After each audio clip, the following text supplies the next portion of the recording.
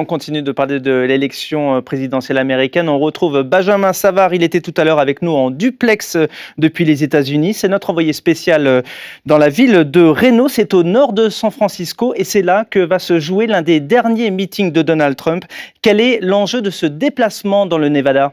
L'enjeu est de taille. Le Nevada, c'est un swing state, c'est-à-dire que c'est un État où le vote du 8 novembre peut aussi bien basculer du côté des républicains que des démocrates.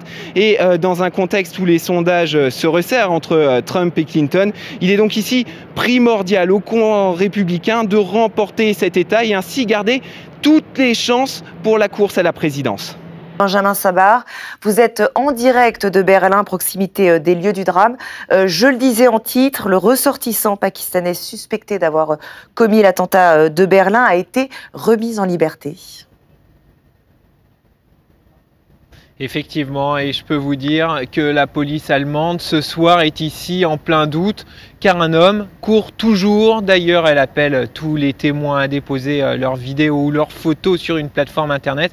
L'objectif est ici de les aider dans leur enquête, une enquête avec de nombreuses zones d'ombre. La personne arrêtée hier soir, vous l'avez dit, a été remise en liberté, c'est ce qu'annonce le parquet fédéral. Elle avait nié les faits qui lui avaient été reprochés et une source anonyme de la police berlinoise avait déclaré cet après-midi que ce n'était pas l'homme impliqué dans cet attentat. Alors ce soir, beaucoup de questions se posent. Étaient-ils plusieurs? Si oui, vont-ils repasser à l'action?